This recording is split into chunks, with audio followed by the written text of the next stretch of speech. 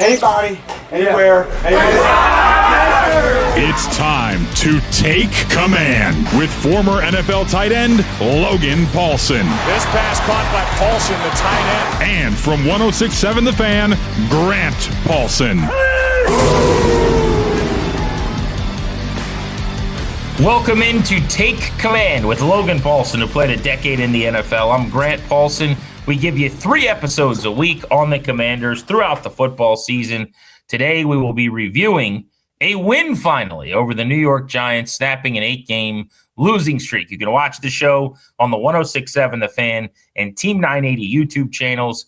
Please listen to the show wherever you get your audio. Subscribe, rate, review to the pod, and leave a comment. More importantly, spread the word. Let somebody know that we do this that you think might like it. This is a deep dive X's and O's podcast that you're not going to get in a lot of other places. So, Logan, before we get into the X's, the O's, and the film breakdown that you're doing today on the win over the Giants, I actually want to react to significant news out of Ashburn on Monday, and that's the team shutting down Jayden Daniels for the final 3 games of the season. They made it pretty clear throughout the process that they didn't want to shut Jayden Daniels down. They thought it was important for him to get reps. He has not been cleared for contact as of today, and they are now deciding that he will not play again this season. Your reaction? Yeah, I mean, obviously I've been pretty outspoken saying that I think he should play, and I think I would still stand by that. I do think you're getting into a part of the year where it's like, again, every game matters to the individual player, but for the development of the organization and the growth of the organization and taking this thing where we want to go, an injury to him at this point would be catastrophic, like to 2026. And as much as I think these reps are valuable, I think like you see Micah Parsons get hurt. You see Patrick Mahomes getting hurt. You see Devontae Adams, Puka Nacua leaving the game with significant injuries. And you're like, those teams are all playing for something, right? They're all playing for playoff, Super Bowl, the most important prize of the year. And again, so do I still think the reps are important? Yes, that's how I was as a player. But also I understand like this is bigger than the 150 reps he's going to get over the next 3 weeks, right? It's about how is he going to be? Can we get him in healthy for 2026? I even think about Sam Cosmi getting hurt in the playoff game. He wasn't really right until probably week 10 of this season. And that just would be a non-tenable solution if it happened to Jayden Daniels. I guess the thing I like about this would be that if you're going to shut him down, the best time to do it is immediately, right? Like, I don't want this dog and pony show to keep going right, where next week we're asking you because he didn't play this week and now you're getting ready for the Cowboys and we're doing another press conference Monday, Tuesday. Like, I'm not interested in that. So I would say the best time to shut him down is never, and the second best time is now. But just for my own opinion, I don't like shutting him down. I wanted him to play again. I thought he needed to play. I think he needs the reps. And even if it's 2 games at the end of the year, as long as most of your guys are out there and you're throwing to Terry and to Debo and the offensive line is either completely intact or we'll see about Laramie Tunsil, maybe 4/5 of it are intact. But at left tackle, you've got Coleman, who I thought played okay. We'll talk about him, but also protected Jayden Daniels' blindside throughout his entire rookie year when he was a fringe MVP award winner. Like, I want the guy to play football. I don't think anything gets better by not playing football. We are at a point, as you said, where the injury would be catastrophic. But I guess my question when I hear that is, and I'm not dumb, I know that Jayden Daniels is more important than anybody else because he's a quarterback. And he also now, this year, has proven incapable, it seems like, of just staying on the field and staying healthy for this season. I'm not saying that's going to be the case long term, but that's what's happened this year. Like, why not then, shut Terry McLaurin down, who's had a bunch of injury problems. Make sure you get a full offseason out of him because we know how critical he is. You're also screwed next year if Terry's not available. We saw that this year. Why not shut down Laramie Tunsil, who you're going to pay hopefully this offseason and who's a vital piece at left tackle, and get looks at Brandon Coleman and get more looks at Traylon Burks and Jalen Lane. Like, if we're doing this, let's do it. No, I think it's a great point. And I think when you look at Laramie Tunsil specifically, obviously with the shoulder and the oblique, it'll be interesting to see like if he ends up playing at any other point this season. He's a tough guy. He's competitive. So we'll see what happens. But I do think, Grant, like to that point, your main point, I don't think there's a position that's more important than quarterback, right? Like if you think he's the guy and you believe he's the face of the franchise moving forward, Like, you have to prioritize his health and well-being above anything else. And again, like, I'm with you. Like, I think players should play, but I also understand the logic here of where we're at in the season, his injury history this season. Like, we don't know where the elbow's at specifically. They've been very vague about like what is actually going on with that, which is their prerogative. That's not a criticism of the staff or anything like that. But maybe it's a little bit more significant than we think, right? So let's get him right. Let's get him healthy. Let's get him with a clean slate and head into this offseason. So, yes, I understand your perspective. And again, that's how I was as a player. And there are a lot of guys on this team where these games are going to be really, really important for their long-term future. But I also think if I'm Josh Harris, like if I'm on the business side of this thing, like, that dude needs to be ready to rock and roll week 1 for 2026. Like, that's a non-negotiable thing. Like, if I'm trying to sell and make money and run a business, like, he's the face of it, right? And rightfully so. I mean, based on what he did in 2024, gosh, what year is it? Anyway, yeah. So I look at that and I say, like, there are other factors here that I think are informing this more than football. And I think it's important to kind of acknowledge that. And again, I have no inside baseball, but I'm just saying, if I'm Josh Harris, if I'm Adam Peters, shoot, if I'm Dan Quinn, like, this is a conversation where the three of us probably sat down and said, like, he is the thing. And so if he gets, like, if Terry gets nicked up, we can survive it. If Laramie Tunsil gets nicked up, we can survive it. As much as important as those guys are and as good as those players are, we can survive that. The thing you cannot survive is having a nick at the quarterback spot. And, you know, again, like, I look at the Kansas City Chiefs, and what are they going to do in 2026 if Patrick Mahomes has potentially torn his LCL and his ACL? I have no clue. Like, he is the driver of that team. So while I understand what you're saying, I also think it's different with a quarterback. Yeah, it totally is. I'm not arguing with that. I mean, you have the quarterback, you have a shot. You don't have the quarterback, you don't, right? And I'm not picking nits of what you said as much as I have heard the Mahomes argument a lot. And like, a guy like that has no developing to do. Like, Jayden Daniels in year 2 has a lot of work to do and a lot of developing to do. And so there's just more value for him in being on the grass than a guy like Mahomes. But your point what I would say there too is, I think there's also ways like that you could be a little bit more aggressive in the offseason if you're really worried about Jayden Daniels' development, right? So I think back to when I was here with Robert Griffin. I hate to make this comparison. This is more of just a practice structure comparison. And basically for OTAs, minicamp, and training camp, we did double fields. So Rex Grossman, I think, was the backup at the time, or maybe it was Kirk. I don't remember specifically. But they got reps with one group on one field, and Robert got reps with one group on the other field. And so for team, instead of having it be like, here's 11 plays, you know, here's 12 plays, everybody, like myself included, was getting probably double or triple the number of reps you can get in practice. So there are things in the offseason you can do to make sure the quarterback gets more reps. There's obviously the preseason, the joint practices. I think that was another thing about this offseason. They got a little bit screwy in terms of losing the joint practice with Baltimore late in the season. So I do think there's things you can handle. Again, is it as, like, to your point, is it as good as in-game reps? No. But is it close? Yes. And can you develop a lot in those phases? Like, I think back again to that year, which was the offseason of 2011. So heading into 2012. And because of all the practice reps I was able to accrue, like, I was in a better spot as a player than I've ever been in my career. So there are ways that Dan and the staff can handle this opportunity and make sure that he's ready to go for 2026 without, I guess, exposing him, quote unquote, to some risk factors here. So it's kind of like walking that razor's edge here of what's appropriate development versus what's too risky. And again, they've probably determined that based on the injury history for the season, the status of the elbow, where the team's currently at, that it's probably too risky for him to play the rest of the season. I do hope, as I sit here now, that they also plan on attacking the preseason a lot differently. Yeah. Maybe training camp as well, frankly, having been out there a bunch.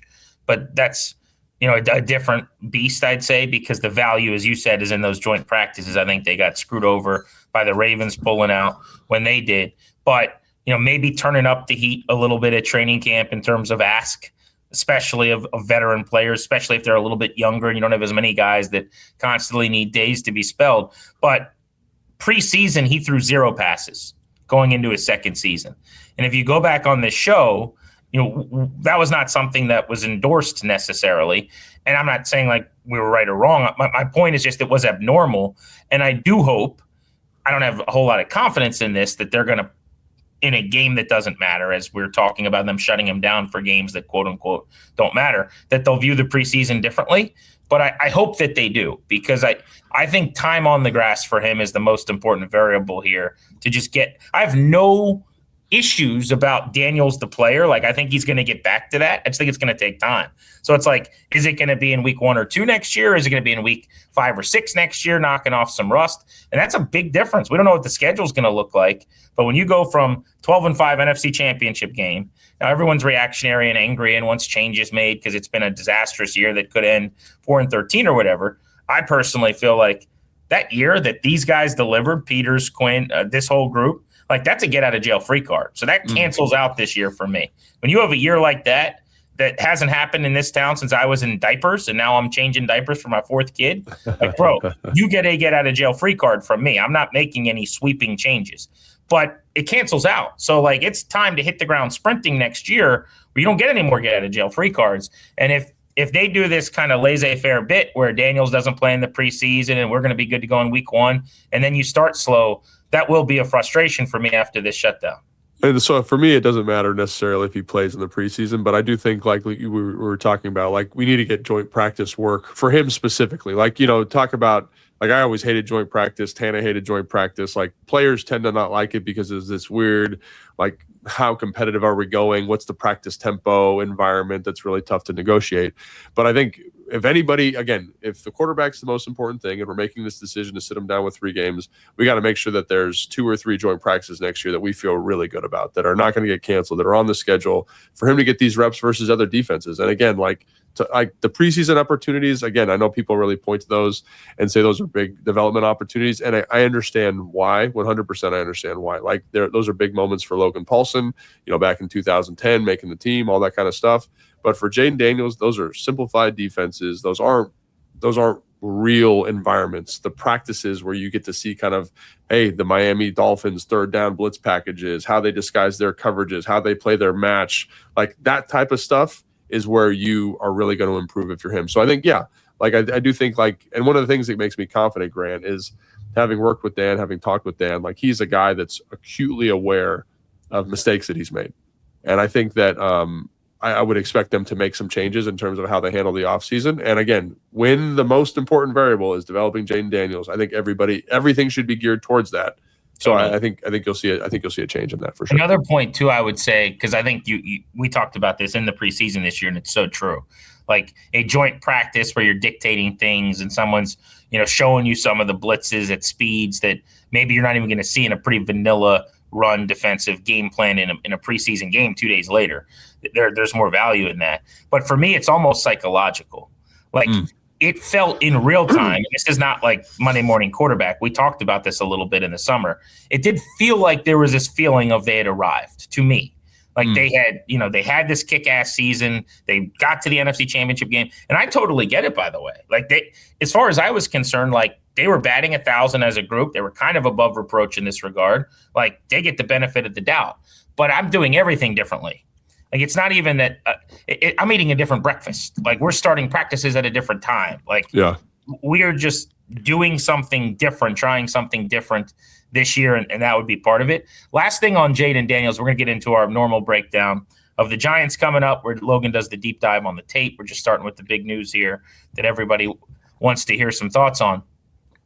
Specific to his durability, this has been something that has been a story since the draft. Some people thought it would be a problem. Some people didn't.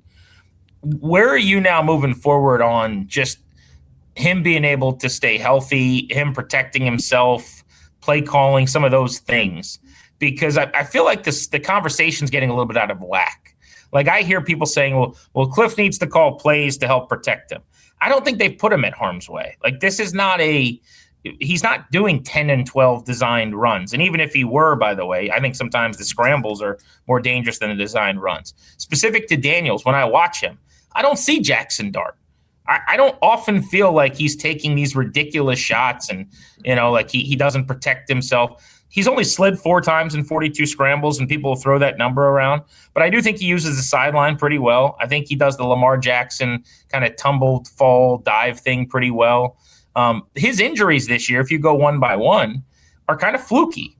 He had the thing in the pocket where he's escaping and he pulls a hammy. He had the elbow where he's bracing himself. Yes, it was a keeper. It was an RPO, by the way, where more often than not he throws it. But, that's just him landing. It's not like a terrible hit or anything. And then the Packers game was the one where he got folded up pretty good, scrambling. But, again, it was kind of a quirky thing a la the Panthers when he broke his rib last year as a scrambler in the middle of the field. Now, my issue is kind of the frame is just he's not big, and it's a dangerous style of play. Find me a dual threat quarterback who runs a lot. Josh Allen's had seasons derailed by shoulder injuries. Lamar right now is not right. Drake May's in the blue 10 off and on. Jackson Dart can't stay on the field. If you run in this league, you're going to get hit. You're going to get banged up. And his frame is kind of my question. But where are you on this bigger dialogue now about Cliff's role, Jayden's role, and kind of keeping him on the field and your hope for his durability moving forward? Yeah, I mean, I really don't. I really maybe this is just, again, like the old football player. I mean, a lot of these injuries to me just seem kind of fluky. You know what I mean? And this happens over the course of an NFL season. I think back to when Tom Brady tore his ACL, and he's in the pocket. He gets someone rolls up on his leg, right? You mentioned Josh Allen. You mentioned Cam Newton. You mentioned some of these guys that run a lot. But then I also think about Russell Wilson, who was never nicked up his entire career because of play style decisions, right? And so I do think that he does a pretty good job, Jayden, of kind of managing that. When you watch him, you mentioned, the kind of the tumble forward, fall down, I'm not going to get hit type of deal. I use the sideline well. I do think there's a lot of merit to that. I think the one thing that stuck out to me, potentially, is just general protection principles to make him feel more comfortable in the pocket. And I think you saw a lot of decisions this offseason to help with that, right? You draft Josh Connolly, you bring in Laramie Tunsil, Cosme's back, right? And as that offensive line's gotten better, the pocket integrity's gotten better. I think they do that because they want to support him. They want him to feel comfortable in the pocket so he doesn't have to make these kind of rash decisions to scramble. And again, we've talked about this, if there's one blemish on the resume for Jayden Daniels, it's that there's not subtle pocket movement. It's big movement, get out of the pocket, right? It's very dramatic. And I do think he wants to remain a passer. He wants to throw the football. He wants to be that point guard. But I do think, if I'm a defensive coordinator, I look at that and say, if we can get him under a little bit of duress, right, let's do it, because he's going to make these big dramatic movements, right? So again, it's a little bit of that, I think, is probably at the core. Can we improve in that if we're Jayden Daniels? And I'm sure he would tell you yes. I'm sure the coaching staff would tell you yes also. But I don't see this guy that's exposing himself to unnecessary risk, right? The one that gets me in Green Bay is he's great rush plan by Green Bay. They create a little bit of pressure in a game where he's pressured over 50% of the time. He steps up, they've got someone, and the guy goes low, hits him right in the kneecap. And the fact that he didn't have a more dramatic injury, I think, is also a testament to some of this, Tom Brady uses the word pliability, right? This kind of flexibility, this dexterity to not take thunderous hits on contact. So I think he's got a little bit of that. Overall, I think injuries this year are a little bit fluky. Does the play style need to modify a little bit? Sure, but I think it's in ways different than people kind of want to acknowledge. And what I mean by that, it's managing the pocket a little bit better. I think his scrambling is something I want to see him keep doing, because again, I don't see him taking colossal hits out of the pocket. So again, it's probably phases and stages to this thing, but I think he's kind of composed the right way. The frame doesn't really concern me the way I thought it would. Again, I was oh, he's a slight guy. Is what it's going to be. But after watching him in person, I think he's got a good awareness of that. So overall, long story short, I'm not that worried about it. I think this is just kind of a year of bad injury luck. And again, you look at Mahomes, because it's the recent thing, he's just running around and gets pulled down and tears his ACL, right? Micah Parsons is in space, has a non-contact injury, right? Devontae Adams is just running and pulls his hamstring, in a normal environment. There is inherent risk with this game. There's inherent risk. Laramie Tunsil on a pass set, tweaks his oblique. This is part of the NFL. And I think, he's just on a wave of kind of unfortunate luck at the moment. I mean, we saw this with guys like Andrew Luck, guys that he had kind of catastrophic big injuries, long-term issues, and he's a huge guy that throws from the pocket. It's a little bit of serendipity, and I think this year he's just riding kind of a bad wave of variance, honestly. Yeah, and I totally understand the interest in keeping him healthy. Everyone should be desperate to do that when he's on the field. you're probably going to win, and he's on the field. Not on the field, you have a worse chance at doing so, and you might lose. So we're all on the same page. I think we all want the same thing. I guess my point when I hear some of the argument about how to keep him healthy, or everybody wants this like zero-sum risk thing happening, which is not reality. You are chasing a ghost in this sport, in this game, with a dual threat quarterback. There are not running quarterbacks in this league that don't get banged up. It does not happen in this era. I don't care if you're Josh Allen or if you're Justin Herbert playing through broken bones, or Baker Mayfield, who's got a shoulder thing right now. And those aren't even runners. Those are more scramblers. Joe Burrow, like Dak Prescott with the dislocated ankle. This is a violent physical football game. Absolutely. And as much as you want to put them in bubble wrap, it's just not a thing, right? So yeah, exactly. Now that doesn't mean like you should just be willy-nilly and like not mitigate things. No. But so then we'll end the conversation on Jayden here. One thing I want him to do better or work on, it sounds like yours is going to be like pocket navigation, which I can tee you up for here in a second. But for me, I would like his scramble rate to come down. I'd like passes to become passes more often. That's not to say I don't want him running. That's part of the superpower here. But really what his secret sauce should be, and when he was going at his best last year, it's leaving the pocket to throw the football.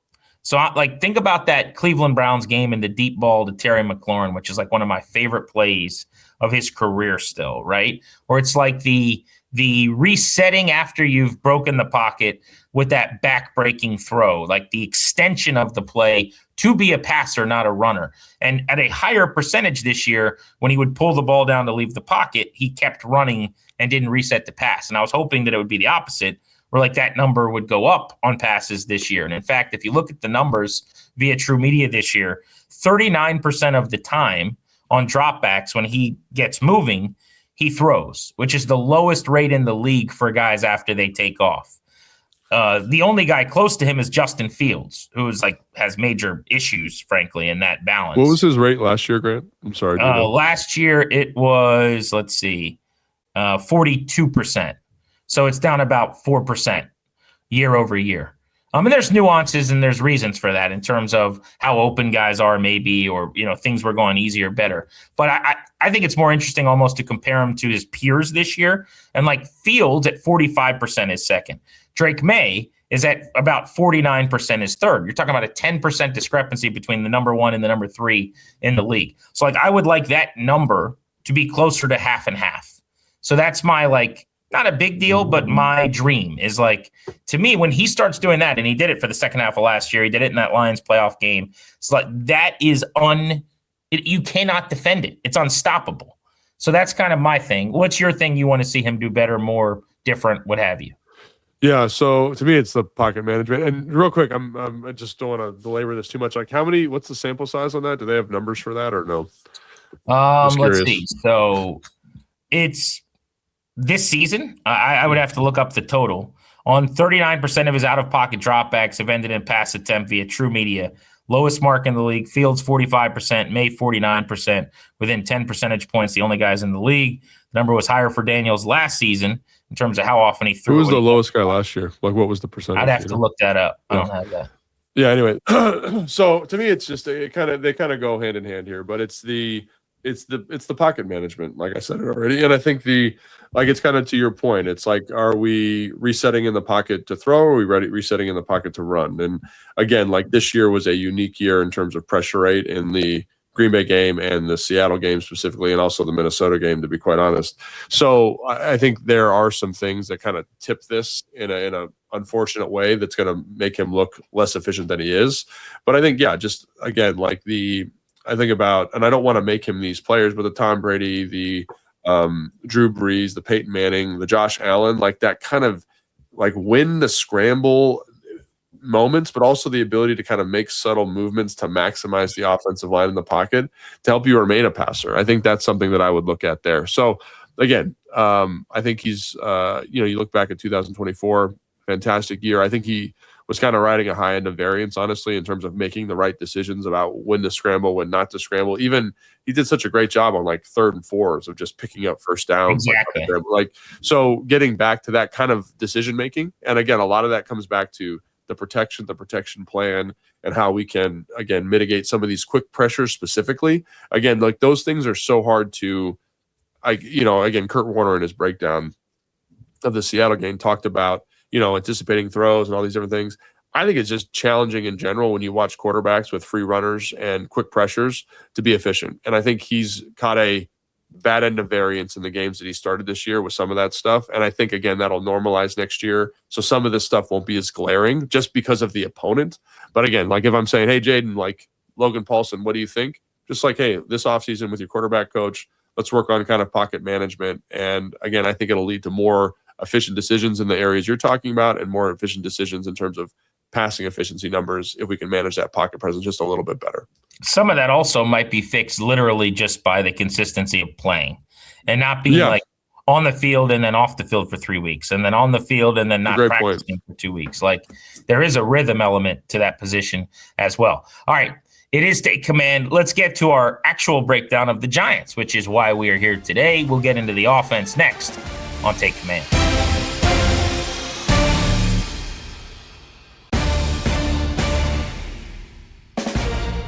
Welcome back to Take Command. Logan Paulsen and Grant Paulsen. Time to get into the offense, which had a productive enough game against the Giants to garner the first win for Washington in 9 contests and in almost 11 weeks. It was only 58 plays of offense, but 5.9 per play with some explosives, just 3 for 11 on third down, 340 net yards. But the big key was the run game was as successful as we anticipated. This was the worst run defense in New York that has played in the league this year, dead last, 32 out of 32, and Washington took advantage with 145 on the ground.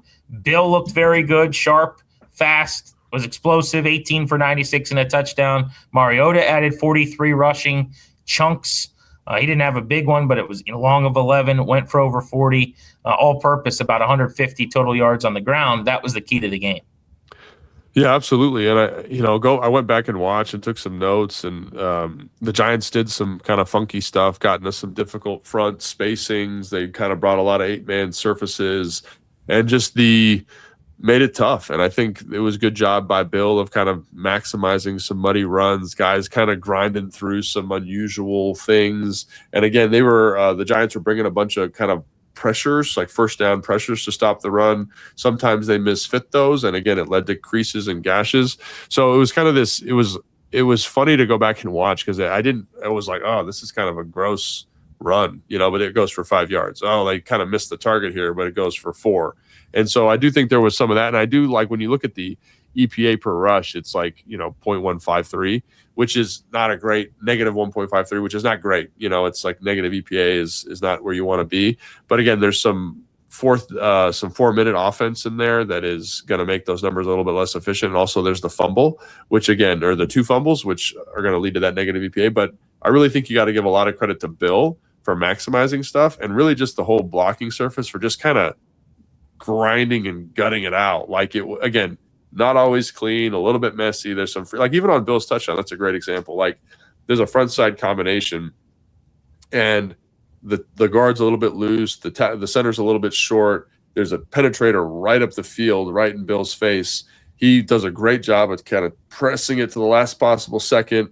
The linebackers over pursue the corner and the nickel, like they go with the RPO to the offensive right. He puts his foot in the ground and cuts up the field. Like he makes that go because he's really patient with the press, does a great job cutting back, and ends up being a touchdown. So there's a lot of stuff like that where you're like, oh, that's a free runner, but he makes a miss or the guy misfits the run. So run game, awesome. I loved what Marcus did. I think he brings such an element from that zone read perspective. He's got such a good feel for how to execute that. But yeah, I think there's if I'm the offensive line coach, I'm like, hey man, this was great. We had over 100 yards rushing. Guys did a great job. We need to clean up some of these kind of targets, positions, angles on the double teams. But overall, a productive day.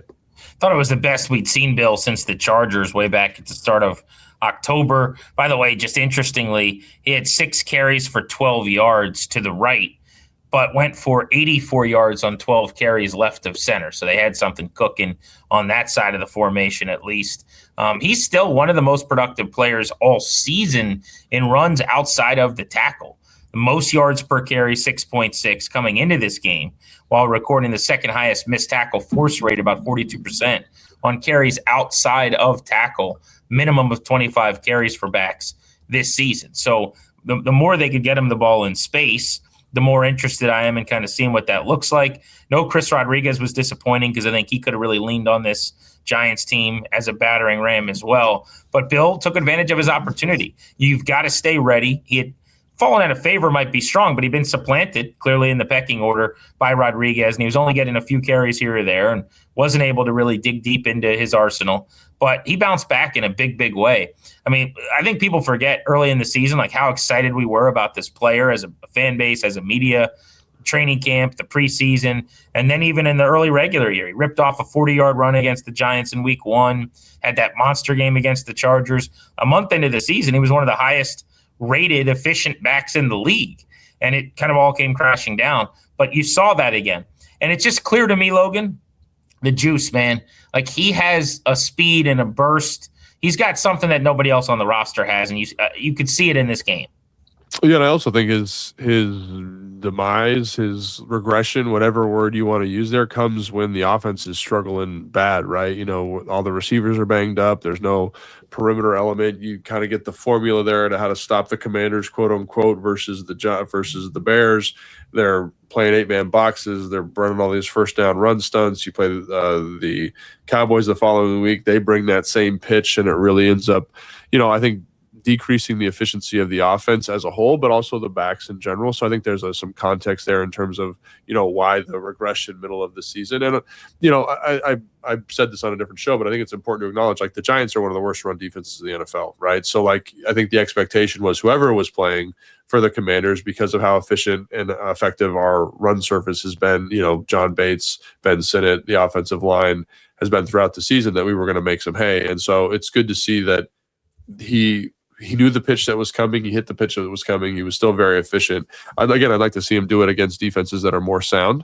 I'm not sure you're going to get that defense for the rest of the season because, again, Philly likes to play these light boxes. People have had some good success running the football against them the last couple of weeks. But I think on the whole, like, great job hitting the pitch you're supposed to hit against the defense that's been struggling. And, again, he showed some of the ability that you're talking about in terms of burst, change direction, and ability to run physically downhill. I think that was the other thing that jumped out rewatching the tape is, there's that power that they run going to the low red. It's like 2 plays before his touchdown, and he just gets downhill behind his pads. Great job on the down block. I think Laramie Tunsil's doing the down block there. Chris Paul winds out the second level player. He hits it right down the A gap, and then nobody just wants to tackle him, and he pushes that pile for 5 yards. I think that was that was something that we didn't see a ton from him early on, so it was nice to see him kind of bring some of that physicality to the position. Yeah, and in week 15, in a year where you've been eliminated, that's a 7th-round rookie running back who ends up being the bell cow for your offense. So that's what I want to see here in December is the kids getting these opportunities. Speaking of which, you just mentioned Ben Sinnott. We could talk about his day as a pass catcher, so I can complain about a couple things here in a second. But as a run blocker, Logan, I thought he was really good in this game. Going back and watching, so his snap count in this game was about he had 57% of the snaps. He ended up on the field for 35 plays. Again, they didn't run a ton. And he was only on the field for 11 passes. Remember, it was 10 completions, 19 attempts. So there's only like literally 10 routes that he ran on 11 pass plays that he was out there. But regardless, you'd have to tell me how you would grade him out all season. But like I counted 3 plays where they were under center in legit power I, where like he was a fullback. And I actually thought, like, even though that's all I want, like I want more of that. I didn't think they did that cleanly. There were a couple plays where he kind of would run into the dude in front of him, or it wasn't clean. Having said that, I liked seeing it. I liked seeing him offset as a fullback, kind of that H-back role. But just generally in the game, I thought he made a difference in the run game. It was pretty noticeable to me. I think that's been like his calling card all year. He's talking about finding roles to make players confident. I think he's found a role kind of as this move H-back type piece. And again, like when he was coming out, that's kind of the role that I personally envisioned from him. He doesn't have the longest arms in the world. He's physical and explosive through his hips. Let's get him on the second level. So I think some of that stuff's been great. Like they ran like a little what I would call split. So basically he's in the dot, like in the eye behind the quarterback. It's 11 personnel, and the offensive line's kind of going left. The tackle blocks out, and he kind of runs up and inserts on the backer. The backer tries to wrong arm it. He does a great job kind of washing it down. Again, I'm super picky about run blocking technique. I probably want his hat on the inside number so he can really deny penetration there. But you see the physicality, you see the explosiveness, and I do think that's best use for him, right? Those guys that aren't super tall, super long, like think about the archetype for the position as being John Bates. One of the reasons he's successful is because the length that he brings in line. You're dealing with defensive linemen like Abdul Carter, like Burns, who have 34 and a half inch arms, who are crazy quick and explosive. You need a certain size profile to compete with those guys. So I do think getting Sinnott in some of these move capacities and letting him use his explosiveness is going to be really advantageous. And it's something that they've kind of been doing throughout the year. So I think it kind of is a testament to the body of work that he's built to this point.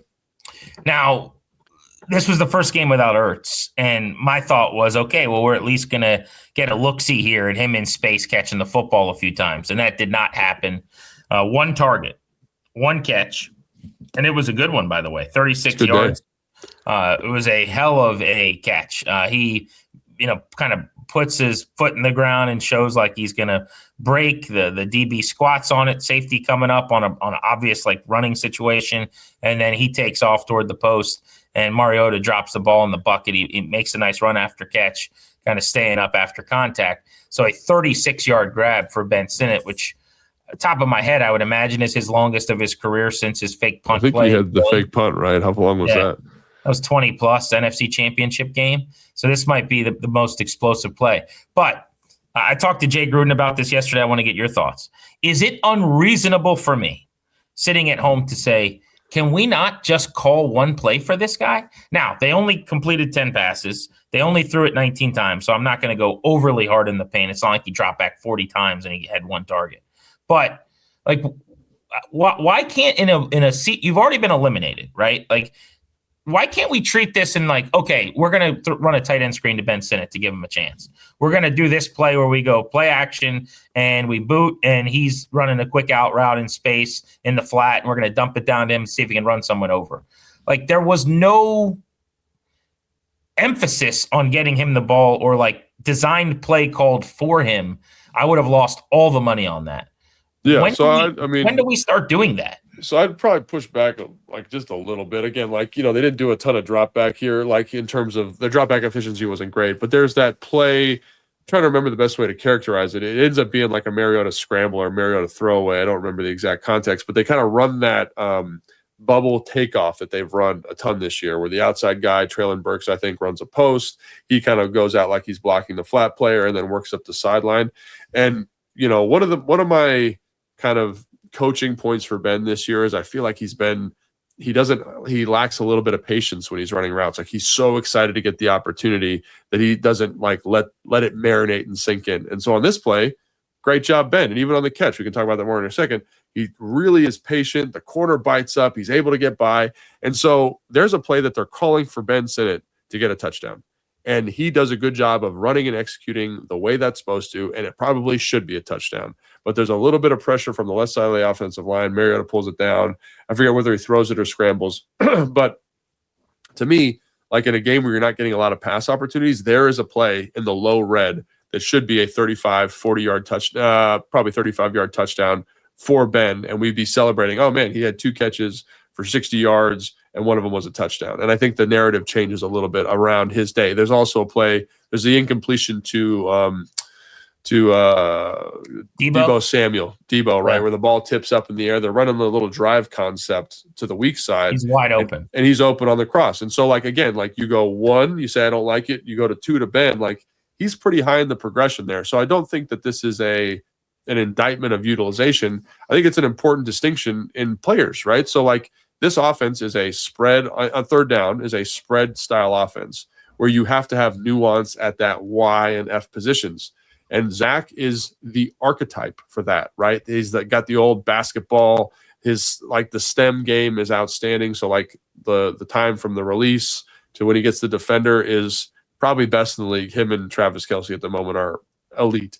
Ben is not that guy right now. Like, that takes a lot of time, takes a lot of natural intuition. And so he's not going to get those touches. Colston Yankoff's not going to get those touches, right? That has become a Deebo Samuel element of the offense. Or, Terry McLaurin got some of those targets, right? So I do think understanding, like, when we're throwing the football, how this offense wants to throw the football in those moments is a little bit different. And one of the things we've talked about with Ben from the jump, quite frankly, is he is going to be a kind of heavy formation, play action, use your vertical speed to create seams. And so on the last catch of the game, like, that's exactly what he does. He does a great job. It's a heavy play action look. It's a 4-minute situation.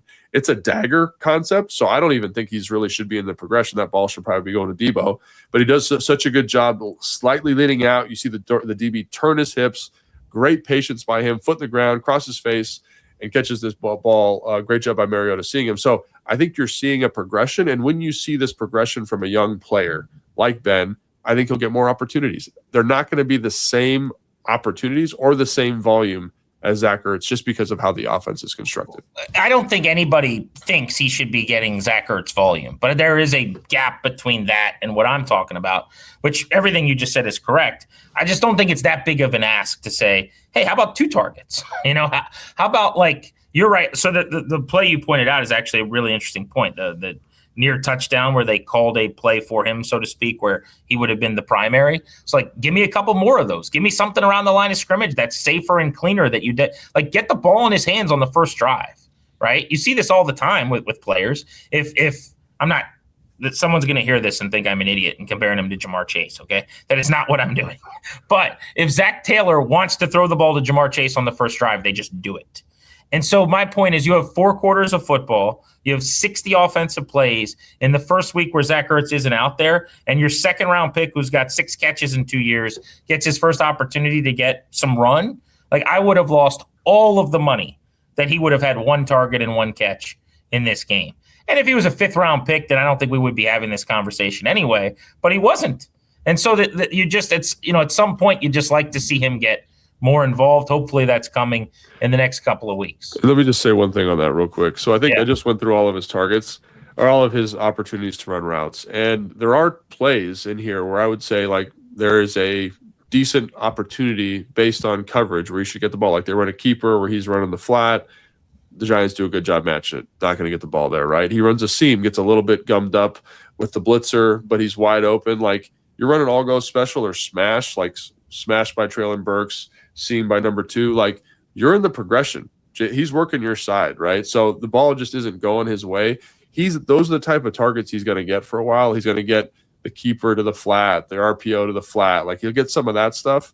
But I do think after looking through this, like, he was more involved than I initially thought. And I'm not saying that, like, to your point, like, like he's going to be catching 10 passes a game or anything like that. But I think there was an opportunity after rewatching it for him to catch 4 balls, right? Which is, based on call. And in a game where the passing volume is so low, like, I think that's maybe more in line with what what you're looking for. But again, like, these are moments like the seam ball, for example, is a great example of, like, you as a receiver earning that opportunity with the quarterback, if that makes sense. Like, this is where, like, some of these touches that are just happening organically in the offense have to come because you've built trust and built equity with the guy throwing the football. And I think we'll be able to see that over the next couple of weeks. Jaylen Lane, punt return touchdown, had 2 punt returns of over 20 yards, monster game. The 63-yard score ended up, I thought, being the whole difference in the game. In fact, that end of half sequence, minute 5 to go, he scores a touchdown. Then they get the pick in the 55-yard return from Sanders still. They score a field goal there and steal 3 more points. So that was a 9-play swing in a game you win by 8 right before the half. There's your ball game. First time in 31 years, by the way, they've had a punt returner return 2 punts for touchdowns. Seems like we could put Lane and Sharpie as the long-term answer as a punt returner. He can do it. It does seem that way. And you just want a guy that can hurt you when you make a mistake in the punt game. And, they kind of get out in this weird, kind of rugby style formation. And the punter should be kicking that ball outside the hash to the punting team's right, so the return team's left. If he kind of hooks it a little bit, Jaylen catches it on the hash. And the way when you kick a rugby ball like that, it comes out really flat. And I was talking to B. Mitch and Tan about it. He's like, oh, right when he kicked it, I knew we had a chance for a big return. So it's always fun talking to B because, like, he's got such good intuition about that stuff. But again, you catch the ball off of a flat kick with good distance and time. And in the past, that hasn't hurt teams, right? Because we've had a guy back there who maybe isn't as skilled as Jaylen. But when you get a mistake like that in the special teams game and you have guys on the special teams blocking unit, like with, you see Nick Ballore getting after people, Revo making a block, right? Ben Sinnott has a nice block. Ben Sinnott or Colson Yankov, I don't remember. But you get guys on like hats on hats, and then you get a guy who can make someone miss. Like, this is exactly what we want as a returner. Great job. And he has the 20-yard return earlier in the game. So, yeah, man, he's very skilled, got a good feel for it, gets downhill quickly, and has the speed to kind of take it to the house, which is kind of a rare combination. The physical courage to get downhill coupled with the explosiveness to take it to the house. I think, to your point, like, he's going to be the returner here for a couple of years for sure. Logan Paulsen, Grant Paulsen take command. Let's take a look at the defense from a win over the Giants next.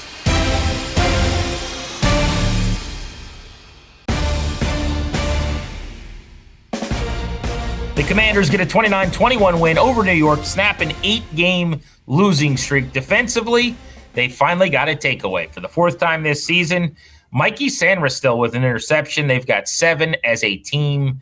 Logan, the pick by Sanderstil comes on a big sequence right before the half, as I mentioned, that helped get them a field goal. What happened on the play? Yeah, I mean, they're running kind of this deep dig.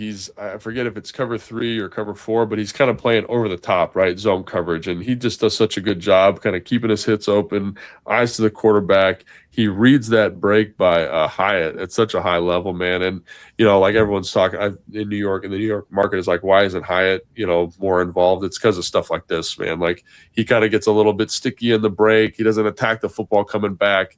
And Mikey reads that break, the first step of the break, is patient not to kind of get hit by that double move, and absolutely rips downhill, great angle to the football. And again, this is one of the things that makes him so good, is this like zone playing, eyes to the quarterback element to his game, and just catches the football like a receiver. Like, I want the receiver to attack the football the way Mikey Sanderstil did, right? So I think Vilma even said that on the broadcast, but I remember I was sitting here watching, and he's like, because I thought the same thing. I'm like, he looked like a damn receiver breaking on that ball. And Vilma said something like, he goes after it like a receiver. Now, he didn't acknowledge, I don't know if he knows or not, Sanderstil was a wideout at Michigan. Yeah. Like, you can see that in his game, I think, at times when the ball's in the air. It's not a coincidence he has 4 picks. The one, I don't remember which of the goal line interceptions he had this year, but one of them was the same kind of play where he just wanted it more, cuts a dude off, attacks the ball coming back to the quarterback. Like, he's got that in spades. He's got ball skills. For whatever frustrations people may have with the regression this year, getting your hands on 4 footballs is a big deal in the secondary. It's a huge deal, man. And again, those are the difference in winning and losing football games.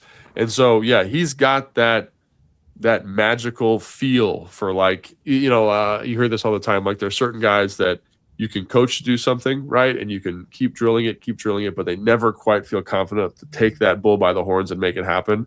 And then there's guys that you can coach to do something, but also have like that innate feel to the game. And he's definitely got a good feel for these types of moments. And in a defense that prioritizes takeaways, like, he's got to be at the top of the list in terms of guys to kind of be excited about moving into next season. Because again, like, you see the feel for that element of the game. And again, the other thing too that I thought was pretty cool about it is the return, right? Like, you see how dangerous he is with the football in his hands. And so, yeah, great play by him. Huge moment of the game, leads to 3 points. And I got the clip pulled up. It was cover 3, playing top down. Really great job by him. If I'm the quarterback, if I'm Jackson Dart, I am absolutely mother effing that receiver. But like, hey, like, somebody wanted the ball more than somebody else there, and great job by Mikey Sanderstil. He probably did on the sideline. I would one guy I wanted to point out, Antonio Hamilton, pretty cool story. Dude, what a great story, man. What a baller. Like, a 32-year-old journeyman. He has played everywhere. This guy has pinballed around the league looking for an opportunity to stick. He's been undulating between the practice squad and the parent club here this year, off and on constantly. But he's had stays in Oakland, not Vegas, Oakland, because he was an undrafted free agent back in 2016 when Logan was just a couple years into the league. Giants, Chiefs, Bucks, Cardinals, Falcons, among other stops. He ends up playing over 50 snaps. He had played, I think, like 20-some all year, and he was in phase I was joking on my DC show yesterday. I was like, here's how it normally works when you see a deep throw downfield against the Commanders. Quarterback drops back on like Fox or whatever. They like pan now, like the pan to like the shot of the receiver. Right. And he's like wide open behind everyone and he's catching the ball, or he's like in space in like a zone beater in the middle of the field. Every time they did that pan, Antonio Hamilton's in phase, like in somebody's chest, just running with them. He got handsy and had a penalty, maybe even should have had another one later. But like, I will live with that every time. That physicality. Have they had a game where they have had tighter coverage downfield from a corner on the boundary all year? And he's playing because they don't have Lattimore, they don't have Amos, then they lose Jonathan Jones. So you literally don't have an option but to give this guy run. And I thought he shined. He did. He absolutely shined. Did a great job. Dan played a little bit more man coverage in this game, and you're always like, oh, what, how do you feel about that? But I thought he did a great job of kind of rising to the occasion. And one of the reasons you feel more comfortable playing man coverage is because the outside perimeter players for the New York Giants are not as talented as maybe they were versus Minnesota. But again, you have to take the test that's given. And I think, he's locking up Isaiah Hodges. Like, he has great eye discipline on a leak play in the low red where he kind of gets his hand up and, deflects the pass. There's the first kind of shot play where Slayton's on the perimeter, and Slayton made himself a lot of money this offseason. He's fast. He runs a 4.3. He's tall, and you're able to stay over top with good physicality and keep square and not grab at the receiver, not get a penalty. Like, that's a great job. So just a great story, man. Like, I have a soft spot in my heart, obviously, for guys that are practice squad kind of up and down free agent type guys. Really, really happy for him. And again, he deserved it, man. Like, you talk about, in a moment versus a team, not great perimeter guys, you still got to go out and do a good job. How many times have we seen guys go out there versus lesser receivers, quote unquote, and really, really struggle? So I'm really happy for him. Great opportunity. Hopefully it leads to more opportunities for him in the future, if not here in Washington with someone else in the league. As an aside, by the way, you mentioned Darius Slayton, who got 3 and 36 from the Giants this offseason. I know he's a good player, and we talked about him in the preview pod. Like, he's got speed. They take shots to him vertically. He, against the Commanders, has more bleep up plays than anybody ever. Like, there are just certain guys that I just like. This sounds terrible, and it's not like I try never to talk like about a person just as them as a player or be personal or whatever. So this analysis is like, but I call certain people like loser players, like that I just don't. Whoa. Okay. Whoa. But no. But listen, it's not as spicy as you think it is. Okay. Like, guys that are on team can't get right. That's a better way to put it. Like, they constantly F up. Like, Darius Slayton, by the way, I've heard interviews, I've seen him, like, he's an awesome dude. And I actually think his skills are awesome. But he's constantly dropping a pass at the wrong time. And I'm telling you, go back over like 20 games with the Commanders, no one F's up more than that guy. He just like, people can't wait to give Kyle Pitts money. You couldn't pay me to give that guy money. He is a loser player. I don't mean like a loser person. He is, penalty, illegal shift this, drop that, bad blocker here. Like, it's just not a winning football player. And then when it's time on national TV to go get your money, you're going to have your 3-touchdown game, and Kirk's going to force feed you because he's throwing to some David Sills practice squad, West Virginia, big goofy wide receiver as his wide receiver one. And now everybody wants to hand you $14 million a year. It ain't going to be me, by the way.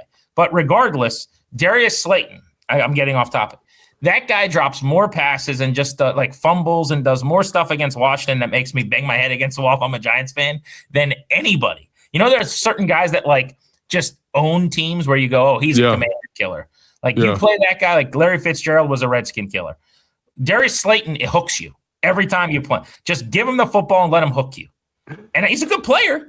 But when he plays Washington, for some reason, he just has moments like that. Yeah, I do feel that way because I like Darius Slayton. I think he's a good player. Like, when I watch Giants stuff, I've got him on two fantasy teams right now, but he ain't starting when they're playing Washington. He's explosive, but again, like, he runs that double move. Jackson Dart puts the ball out there, and you gotta make that play for the ball club. And he drops it. And so again, like, there are moments like that for him, no doubt. But it's not as spicy. Like, there's this description in baseball of like winning player, and it's like these guys that are hard to like analytically define. But like Dylan Cruz of the Nationals is this dude where everything's a hard 90. you're running everything out. Like you're just you're pouring everything out. Well, then there's got to be an opposite of like at the wrong time, you're always going to do the thing that I can't afford. What do you call that? I played with guys like that. What do you call that? Like Ryan Grant. I was infatuated with Ryan Grant, but he was kind of one of these guys that's like team can't get right. It's like illegal shift 14. Oh, we got a big like it's just always something. That's maybe what I'll call it. Maybe my guy Logie will coach me out of the loser player thing.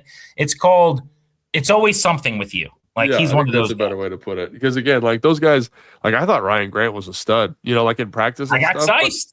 But like again, like I understand what you're saying, and like they just kind of can't get out of their own way in big moments. And like you're good enough to make this play. Like why didn't you make that play? So I don't know. Yes, that's a nicer way to put it. All right. Anybody else defensively before we say goodbye that you want to give some attention to? I think two guys. One being Bobby Wagner. Man, I know he gave up the touchdown in the red zone to Tyrone Tracy. Is that right? That was not bad coverage on Tracy. No. Like it is what it is. Tracy on Wagner's a bad matchup. I thought he played about as well as he could. Played really well. There's the play in the red zone where Quan almost has the interception. He does a great job carrying and passing that off and making that a really small window. Dude is tackling, I feel like, better than he has all season. Like he's just in the right spot, being physical in the run game. Like he really just jumped out to me when I was watching the film. And then another guy, man, is two guys on the interior, like Deron and Kinlaw. Like they are a problem for teams. Like they are physical, they are nasty. And I know maybe they weren't the most productive of all time, but like I watched Kinlaw, like I watched his like key plays getting ready for this show, and I was like, this dude, when he is on it, like he's playing double teams better than he has all season. He's throwing guys to the ground. He's penetrating. He can rush the passer. Same thing with Deron. So again, like I know there's not a lot of things to be excited about moving forward, but I think those two guys specifically, if they continue to be part of the organization moving forward, are things you can be excited about and definitely build around, I think. Speaking of things you can be excited about moving forward, we're going to be covering the NFL draft in great detail on this podcast. Logan's going to be doing position breakdowns on various prospects. It's going to be really, really good coverage here on Take Command that you won't be able to find anywhere else in the market. So make sure you stay tuned for that at the end of this football season. In the meantime, we give you a pod after every game. We got another one coming up on Saturday night from Northwest Stadium, and then we give you 2 a week. The breakdown of the tape that we did today, and then we do your preview pod. So we've got one coming up ahead of the Saturday game in just a couple of days. For producer Evan and Logan, I'm Grant saying so long. Thanks for checking us out on Take Command.